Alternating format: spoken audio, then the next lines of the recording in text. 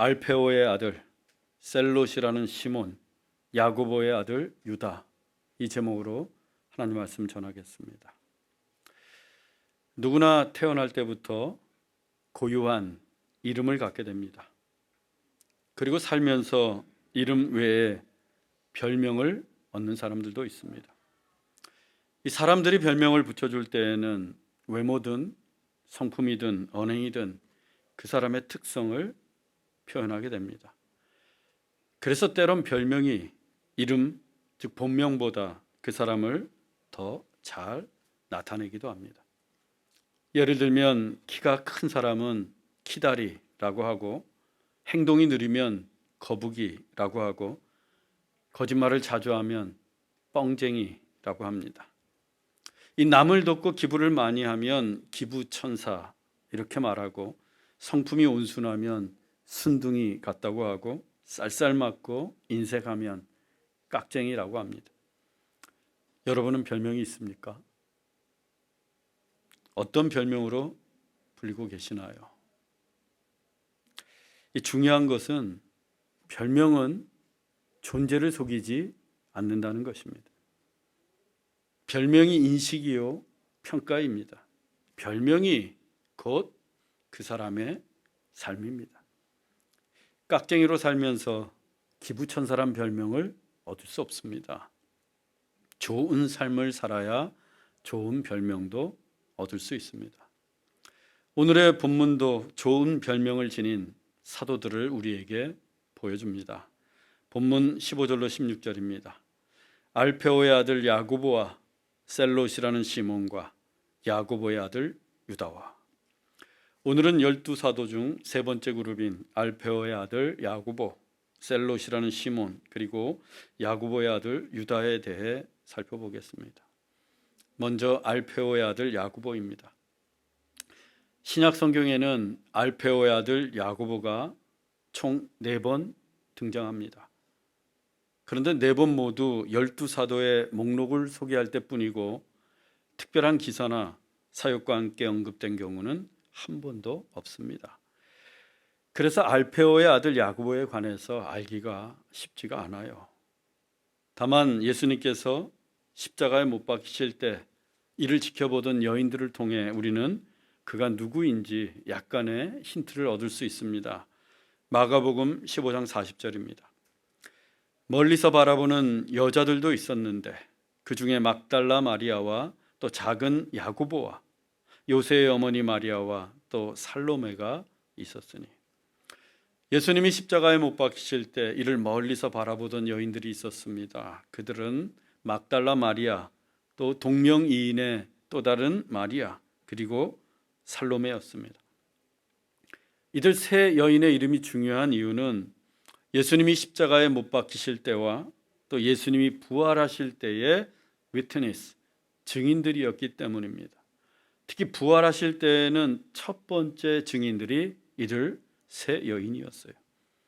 그 중에 막달라 마리아와는 같은 이름을 지닌 또 다른 마리아, 그 또 다른 마리아를 마가는 작은 야고보의 어머니, 작은 야고보와 요새의 어머니 마리아로 소개하고 있습니다. 학자들은 이 작은 야고보가 바로 알페오의 아들 야고보와 동일한 인물로 보고 있습니다. 요한의 형제이자 12사도 중 첫 번째 순교자인 야고보는 그 별명이 큰 야고보로 불렸고, 알페오의 아들 야고보는 별명이 작은 야고보였다는 거예요. 그가 왜 작은 야고보로 불렸는지는 우리가 잠시 후에 알아보도록 하겠습니다. 예수님의 12사도 중에는 브라더, 친형제들이 있었습니다. 베드로와 안드레가 그랬고, 요한과 야고보도 친형제지간이었습니다. 또 한 그룹의 형제가 있었는데 알페오의 아들 야고보와 다른 한 명의 사도입니다. 누구일까요? 마치면 선물 드립니다. 알페오의 아들 야고보와 친형제인 사도는 누구일까요? 여러분의 얼굴이 이렇게 흑빛으로 변하고 있는데 마가복음 2장 14절입니다. 지나가시다가 알페오의 아들 레위가 세관에 앉아 있는 것을 보시고 그에게 이르시되 나를 따르라 하시니, 예수님이 제자로 부르신 이 세관에 앉아 있던 레위가 누구입니까? 세리 마태입니다. 마가는 그 마태가 알페오의 아들이라고 밝히고 있어요. 즉 마태와 작은 야고보는 알페오의 아들로 친형제지간이었던 거예요. 형 마태가 그 유명한 산상수훈과 마태복음을 기록하고 초대교회에서 큰 사도로 명성을 떨치고 있던 것과는 달리 그의 동생이었던 야고보는 그저 작은 야고보로 불리고 있었습니다. 아무리 형만은 아우가 없다고는 하지만 그가 작은 야고보로 불린 것은 그만큼 별로 눈에 띄지도 않았고 영향력도 작았고 사역도 두드러지게 나타나지 않았기 때문입니다. 그런데 유대의 저명한 역사가 요세푸스는 그를 예수님을 가장 많이 닮은 제자로 기록하고 있습니다. 예수님을 가장 많이 닮은 제자. 또 권위 있는 교회의 역사가 유세비우스는 그를 아주 말수가 적고 기도하는 제자, 이렇게 기록을 남겼어요. 예수님을 가장 많이 닮은 제자, 아주 말수가 적고 기도하는 제자. 이것이 당대 역사가들의 눈에 비친 작은 야고보의 진 면목이었습니다. 말수가 적기 때문에 어쩌면 그는 성경에 그의 설교나 두드러진 기록이 없을 수 있습니다. 하지만 그는 말보다 기도하는 제자였기에 세간에 예수님을 가장 많이 닮은 제자로 알려졌는지 몰라요. 예수님도 새벽 미명에 또 밤이 새도록 산이나 빈들에서 늘 기도하시던 분이었기 때문입니다. 기도의 사람을 흔히 낙타 무릎에 비유하는데 그 원조가 바로 이 작은 야고보였습니다. 날마다 무릎을 꿇고 기도하던 작은 야고보, 그의 무릎에 굳은 살이 박혔고 딱딱해져서 마치 납작해진 낙타 무릎처럼 보였다고 전해지고 있습니다. 이 낙타는 주인 허락 없이는 일어서지 않는다고 합니다. 주인의 허락 없이는 일어서지 않았던 낙타처럼 기도 응답을 받기 전에는 일어나지 않았던 사도가 작은 야고보였던 겁니다.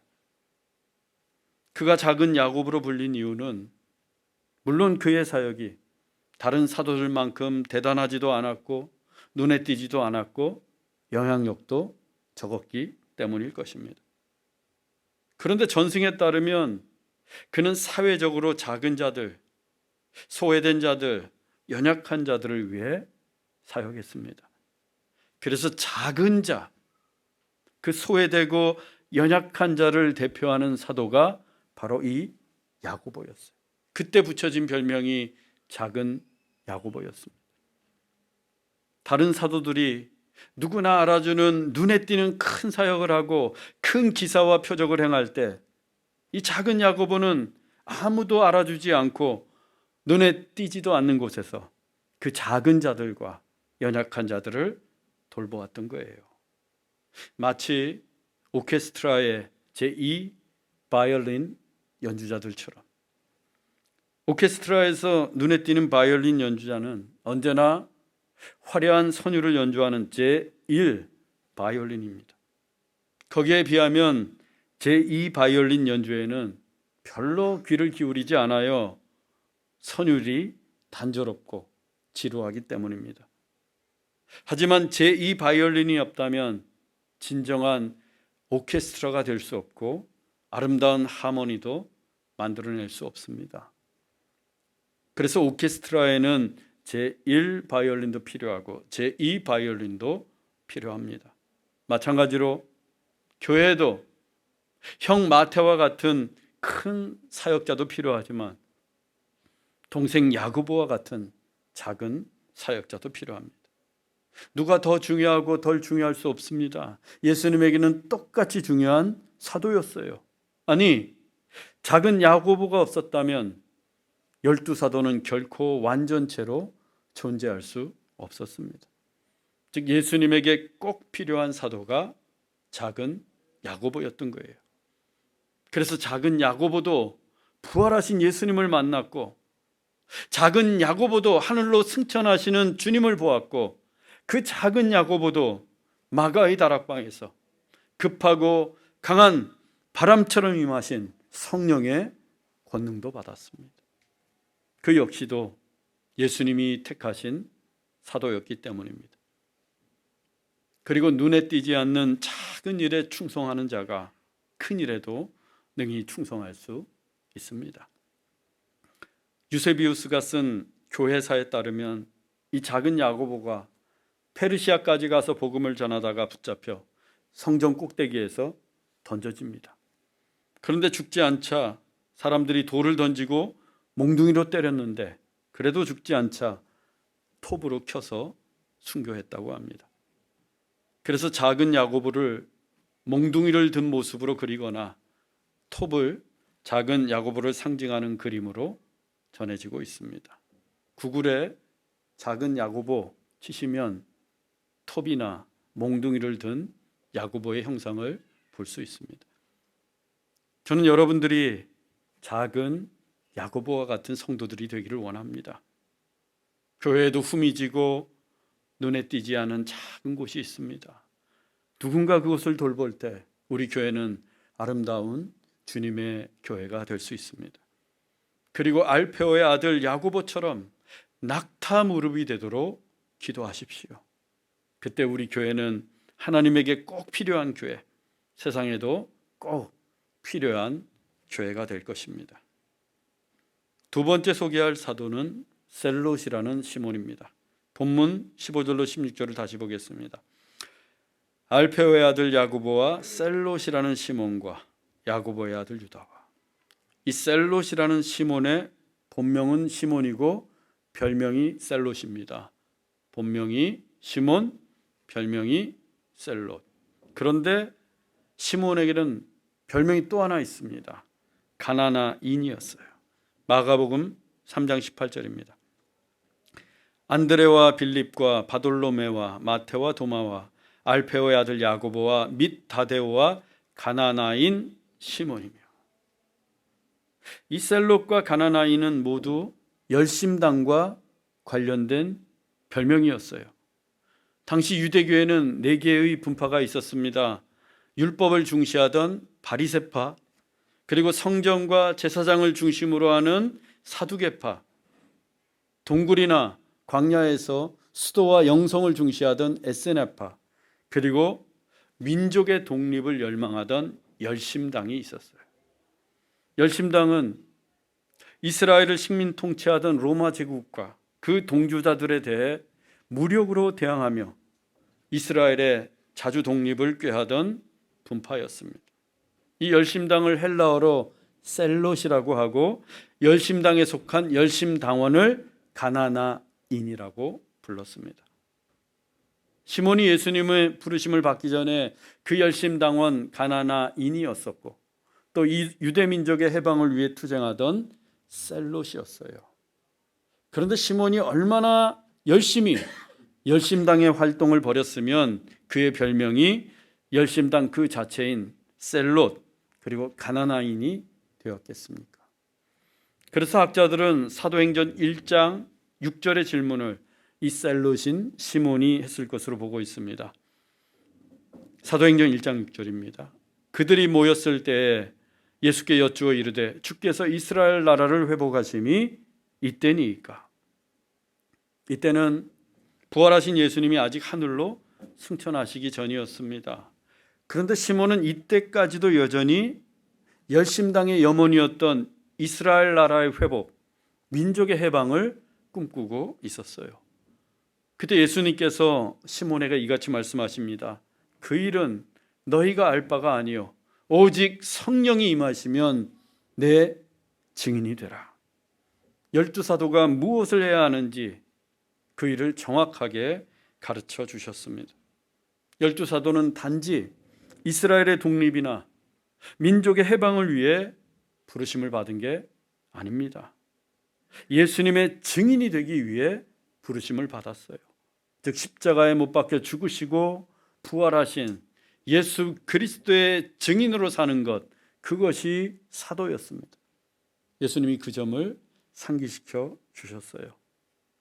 그런데 성경은 이 시몬이 셀롯이라는 사실 외에는 침묵하고 있습니다. 그래서 우리는 그가 사도로서 어떠한 기사나 표적을 행했는지 알 수가 없어요. 그렇지만 셀롯인 그가 세리 마태와 함께 12사도가 되고 세리 마태와 함께 초대교회를 세웠다는 사실에 놀라게 됩니다. 왜냐하면 셀롯에게 세리는 원수 중에 원수였기 때문입니다. 열심당인 셀롯은 철저한 반로마파로 자주 독립을 외치던 민족주의자들이었습니다. 그에 반해 세리는 적극적인 친로마파로 로마 정부에 아첨을 하고 대신 유대인들의 고혈을 짜내 스스로의 부귀와 권세를 누리는 자들이었어요. 마치 일제시대 친일파와 같은 부류가 세리들이었습니다. 따라서 셀롯의 눈에는 그 세리가 천하에 둘도 없는 매국노요 반역자였어요. 셀롯의 블랙리스트, 처단의 대상 제1순위가 언제나 세리였습니다. 그런데 셀롯 시몬과 세리 마태가 예수님의 사도가 되어 초대교회를 이루었습니다. 우리식으로 하면 독립운동가와 친일파가 한솥밥을 먹게 된 거예요. 얼마나 놀라운 일입니까? 세상에서는 일어날 수 없는 일이었어요. 이것은 우리에게 보편적 교회에 대한 대단히 중요한 메시지를 전해주고 있습니다. 교회는 어느 한 정파에 속하는 공동체가 아닙니다. 교회는 이념과 진영을 초월하여 어느 한편에 속하지 않는, 그래서 어떤 사람과도 친구가 되고 하나가 되는 유니버설 처치, 보편적 교회입니다. 우리가 매 주일마다 고백하는 사도신경 가운데 거룩한 공교회라고 할 때 그 공교회가 바로 유니버설 처치, 보편적 교회입니다. 교회가 보편적 교회임을 믿는 것이 사도신경이요 신앙 고백이라는 거예요. 교회가 보편적 교회가 되어야 하는 것은 그것이 바로 예수님이 원하시는 교회, 예수님의 교회이기 때문입니다. 갈라디아서 3장 28절입니다. 너희는 유대인이나 헬라인이나 종이나 자유인이나 남자나 여자나 다 그리스도 예수 안에서 하나이니라. 그리스도 예수 안에서는, 즉 교회 안에서는 유대인과 헬라인도, 보수도 진보도, 셀롯과 세리도 다 하나입니다. 그것이 진정한 교회이기 때문입니다.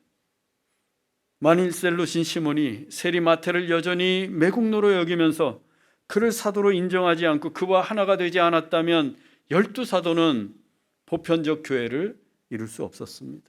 아니, 우리가 알고 있는 예루살렘 교회는 처음부터 존재할 수가 없었습니다. 셀롯인 시몬이 전적인 이해와 용납, 그리고 마태를 향한 사랑이 있었기에 이 모든 일이 가능했던 거예요. 그러나 여러분 생각해 보세요. 독립운동가가 매국노를 받아들이고 용납하는 게 과연 쉬운 일이겠습니까? 어렵습니다. 너무도 어려운 일이었어요. 그럼에도 불구하고 셀롯인 시몬은 하나님의 나라를 위해 예수 그리스도의 증인이 되기 위해 그 세리 마태를 동역자로 받아들이고 사랑했습니다. 그랬기 때문에 초대교회라는 모든 교회의 모범, 위대한 주님의 교회가 보편적 교회로 이 땅에 세워질 수 있었습니다. 우리도 서로 생각이 다르고 뜻이 다를 수 있습니다. 교회 안에는 다양한 그룹, 다양한 사람들이 있기 때문입니다. 그렇지만 우리도 셀롯인 시몬처럼 그 다름을 인정하고 화합하고 사랑하는 교회가 되길 바랍니다. 그때 우리 교회도 초대교회 같은 위대한 보편적 교회, 그리스도 안에서 하나가 되는 교회가 될 것입니다. 세 번째 소개할 사도는 야고보의 아들 유다입니다. 본문 15절로 16절을 다시 보겠습니다. 알페오의 아들 야고보와 셀롯이라는 시몬과 야고보의 아들 유다와. 예수님의 12제자 가운데에는 유다가 2명 있습니다. 가룟 유다와 야고보의 아들 유다입니다. 오늘 우리가 살펴볼 유다는 야고보의 아들 유다예요. 하지만 유감스럽게도 우리는 이 야고보, 유다의 아버지가 되는 야고보에 대해서는 아는 바가 없습니다. 그래서 우리는 야고보의 아들 유다에 대해 알기 위해서 초대 교부들의 문헌을 살펴보아야 합니다. 이 초대 교부를 영어로 Early Church Fathers라고 합니다. 이 초대 교부는 12사도의 뒤를 이어서 초대교회를 섬기며 교회의 아버지로 불리던 초기 기독교의 지도자들이에요. 그 중에는 사도가 직접 가르친 제자들도 있고 그 제자의 제자들도 있습니다. 따라서 초대 교부들의 가르침이나 전승은 대단한 권위와 진정성을 가지고 있습니다. 왜? 사도들로부터 직접 배운 제자들이기 때문에. 그 초대 교부들 가운데 제롬이라는 성경학자가 있었는데 이 성경을 최초로 라틴어로 번역한 교부였습니다. 그 제롬이 야고보의 아들 유다에 대해서도 연구했어요. 그런데 그를 새 이름을 가진 제자 이렇게 소개했습니다. 새 이름을 가진 제자. 이름이 세 개였다는 겁니다. 야고보의 아들 유다가. 먼저 오늘의 본문인 누가복음에는 유다 이렇게 기록되어 있어요. 유다. 그런데 마가복음은 다릅니다. 마가복음 3장 18절입니다. 안드레와 빌립과 바돌로메와 마테와 도마와 알페오의 아들 야고보와 및 다데오와 가나나인 시몬이며. 마가복음에는 유다를 다데오 이렇게 기록하고 있어요. 우리는 어쩌면 다데오란 이름에 더 익숙한지도 모르겠습니다. 유다가 본명이고 다데오가 별명이에요. 그런데 이 유다와 다데오 두 단어의 뜻은 모두 찬양으로 같습니다. 유다도 찬양을 뜻하고 다데오의 뜻도 찬양이에요. 유다의 본명뿐만 아니라 그의 별명까지도 다데오, 찬양이었다고 하는 것이 무엇을 의미하겠습니까? 유다는 찬양하는 사역자였다는 거예요. 그는 늘 찬양을 즐겨 불렀고 언제 어디서나 찬양을 하던 사도, 그가 바로 다데오 유다였습니다. 어쩌면 사도들이 여는 집회에서, 초대교회 예배에서, 마가의 다락방에서 기도회를 열 때 찬양을 인도했던 사도가 유다였을 가능성이 매우 높습니다. 그래서 그의 별명도 찬양을 뜻하는 다데오 이렇게 불린 것인지도 모르겠습니다. 저는 여러분들도 다 다데오란 별명을 갖기 원합니다. 찬양하는 예배자가 되길 원합니다. 찬양은 우리가 하나님을 예배하는 최선의 수단이요 최고의 가치입니다. 우리 모두 목소리 높여 찬양하는 이 시대의 다데오가 되십시다. 유다의 세 번째 이름은 마태복음 풋노트에 등장을 합니다. 마태복음 10장 3절입니다. 알페오의 아들 야고보와 다데오와. 다른 고대 사본들에는 레베오 또는 다데오라고 부르는 레베오. 마태복음도 유다의 이름을 다데오로 기록하고 있는데 난외주, 즉 풋노트 D가 붙어 있습니다. 그 뒤에 이런 설명이 덧붙여져 있어요. 다른 고대 사본들에는 레베오 또는 다데오라고 부르는 레베오. 오늘날 우리가 가지고 있는 성경은 성경의 저자가 직접 쓴 원본 오리지널 텍스트가 아니라 사본 카피입니다. 신약 성경의 경우 그 사본의 종류가 무려 5,500가지가 넘어요. 사본의 종류가. 그 많은 사본들 중에 어떤 사본에는 유다의 별명을 다데오 이렇게 기록을 했고 또 어떤 사본에는 레베오 또는 다데오라고 부르는 레베오 이렇게 기록했다는 거예요. 별명은 여러 개인 사람이 있을 수도 있으니까. 중요한 것은 별명이 그 사람의 특징을 가장 적확하게 나타난다고 했습니다. 다데오가 찬양을 즐겨하는 유다를 나타냈듯이. 그러면 레베오의 뜻은 무엇인가?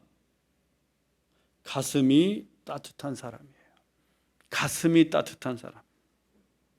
사람들 눈에 유다는 따뜻한 마음을 가지고 있었습니다. 그래서 별명을 또 하나 붙여줬는데 따뜻한 가슴을 가진 사람, 레베오였어요. 찬양하는 사람 다데오는 마음도 따뜻한 레베오였던 겁니다. 근데 본래 찬양하는 사람이 마음도 따뜻합니다. 강요한 집사님 보세요. 늘 마음이 따뜻해요. 당연합니다. 이 찬양을 하면 가슴이 뜨거워지거든요. 다데오처럼 열심히 찬양하십시오, 여러분. 마음이 따뜻한 사람 레베오가 될 것입니다. 이 12사도의 목록을 제외하면 유다가 유일하게 등장하는 것이 요한복음이었습니다. 그 요한복음에 따르면 예수님이 제자들과 최후의 만찬을 마치시고 난 후에 길고도 긴 다락방 설교를 하십니다. 그 중에 너희를 위하여 거처를 예비하면 내가 다시 와서 나 있는 곳에 너희도 있게 하리라. 내가 곧 길이요 진리요 생명이니 나로 말미암지 않고는 아버지께로 올 자가 없느니라. 너희가 내 이름으로 무엇을 구하든지 내가 행하리라. 그날에는 내가 아버지 안에 너희가 내 안에 내가 너희 안에 있는 것을 너희가 알리라.